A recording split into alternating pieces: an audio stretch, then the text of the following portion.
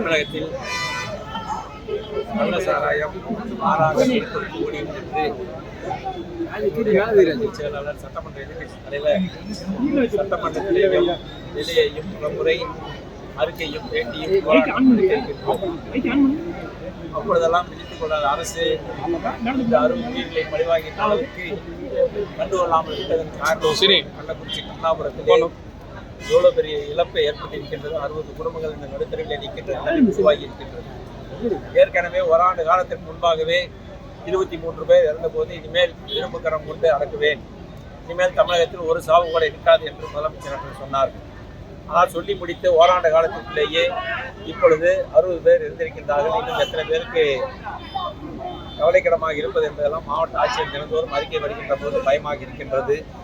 ஆக தமிழகத்தில் இதுகாரம் இந்த 3 ஆண்டு காலம் தமிழகத்திலே கள்ளச்சாராயமாக இருக்கட்டும், போதைப் பொருளாகட்டும், அதே போல லாட்டரி டிக்கெட் ஆகட்டும், கஞ்சா ஆகட்டும், ஆளுங்கட்சியை சேர்ந்தவர்கள் தலையீடு இருக்கின்ற காரணத்தினால் காவல்துறை முழுமையாக நடவடிக்கை எடுக்க முடியாமல் தடுமாறிக்கொண்டிருக்கின்றார்கள்.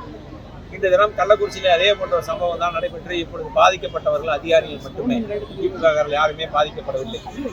ஆக வருங்காலத்தில் அது இன்று கள்ளக்குறிச்சியோடு நம்ம முற்றுப்புள்ளி வைக்க வேண்டும் என்று முதலமைச்சர் அவர்கள் முடிவெடுத்து இரும்பு கரம் கொண்டு அடக்குவேன் என்று சொல்லியிருக்கின்றார்கள்.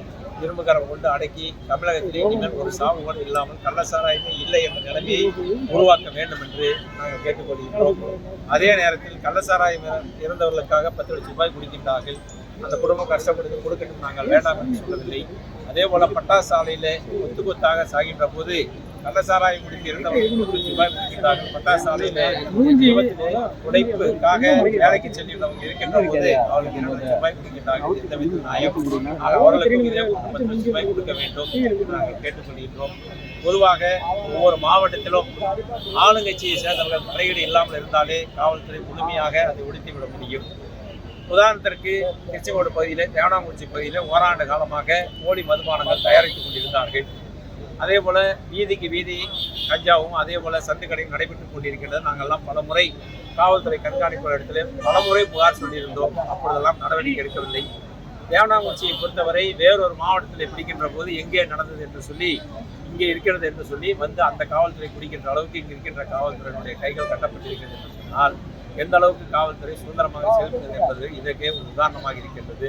ஆக இந்த கள்ளக்குறிச்சியோடு ஒரு முற்றுப்புள்ளி வைக்கின்ற வகையில் எந்த ஒரு சட்டவிரோத செயலும் ஒவ்வொரு மாவட்டத்திலும் நடைபெறாமல் தடுக்க வேண்டியது முதலமைச்சருடைய கடமை.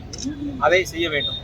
அவர்கள் கொள்கை விளக்கு குறிப்பிலேயே 2021, 22ஆம் ஆண்டு கொள்கை விளக்கு குறிப்பிலே பார்த்தீர்கள் என்று சொன்னால் 14 ஆண்டு காலமாக தமிழகத்திலே கள்ளச்சாராய இறப்பு கிடையாது என்று கொடுத்திருக்கிறார். ஆனால் இந்த 3 ஆண்டு காலத்தில் 2 சம்பவம், பெரிய சம்பவம். ஒரு முறை 23 பேர், இன்று 60 பேர் என்று கிட்டத்தட்ட 100 பேர் மொத்தமாக இருந்திருக்கின்றார் என்று சொன்னால் இதை கவனிக்க வேண்டிய அரசு தவறிவிட்ட காரணத்தினால்தான் இதை கண்டித்து எங்களுடைய பொதுச் செயலாளர் அவர்கள் வேண்டுகோள் கிடப்ப அவருடைய ஆணைக்கிணங்க இந்த கண்டன ஆர்ப்பாட்டம் நடைபெற்றுக் கொண்டிருக்கின்றது.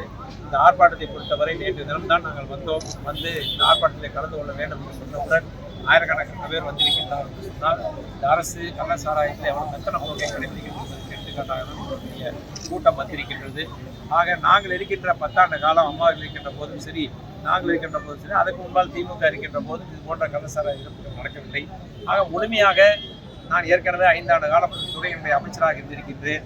முழுமையாக இந்த கள்ளச்சாராயம் எங்கே காய்ச்சப்படுகிறது, எங்கிருந்து வரும் என்பதையெல்லாம் மாதந்தோறும் நாங்கள் ஆய்வு செய்து அதற்கு ஏற்றாற்போல் நடவடிக்கை எடுத்த காரணத்தினால்தான் இது போன்ற நிகழ்வுகள் இல்லாமல் இருந்து.